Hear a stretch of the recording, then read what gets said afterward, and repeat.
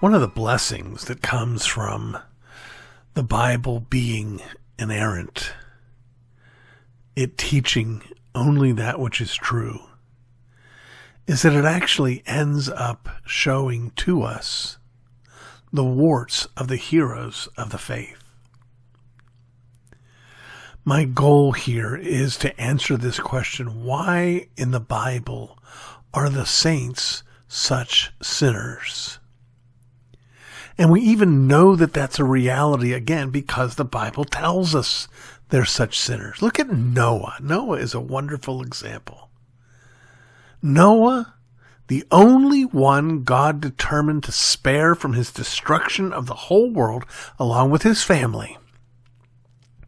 Noah, the one who believed God and faithfully built this ark while his neighbors mocked him for decade after decade after decade. Noah, who had the faith to walk into that ark, walks out of the ark, plants a vineyard, grows the grapes, and promptly gets drunk. We could illustrate the point with many others: Abraham and his lies, Jacob and his sneakiness, Peter and his denial, or Peter and his racism against the Gentiles. It's everywhere you turn. Well, that's not quite true. It's almost everywhere you turn in the Bible. Why were these great men of faith, men who are listed in the Hall of the Faithful in the book of Hebrews, and women as well, why were these people, even after they knew God and were in relationship with God, were redeemed by God, why were they still such sinners? Well, the answer to that's simple. It's because we all are. It has not been God's plan that he should, when he redeems sinners such as I am, to remove absolutely the temptation to fall into sin from me. He wants to continually lead me into repentance, to continually remember my dependence upon his grace. If you want to know the answer to the question, the reason the Bible keeps presenting to us saints as such sinners is because they are sinners. The reason they are sinners is because God determined that they would be sinners, and God determined that they would be sinners so that they would learn their dependence upon his grace.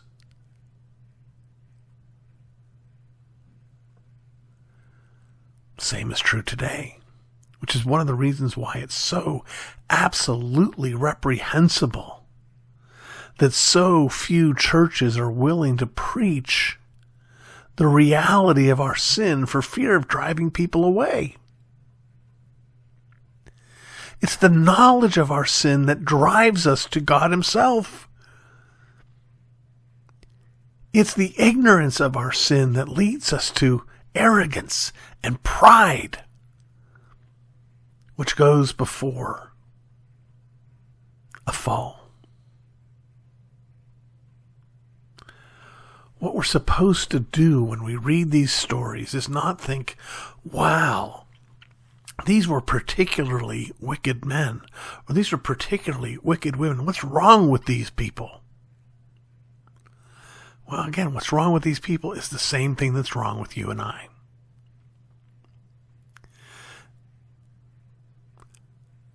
What we're supposed to do when we see these sins in the Bible is not marvel that the people could do so badly, but marvel that God could use people like us, that God could forgive people like us, that God could love people like us.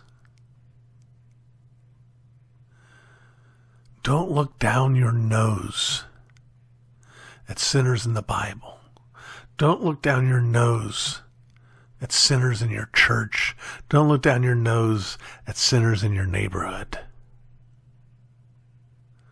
But instead, look down, beat your breast, and cry out with all the saints, Lord, be merciful to me, a sinner.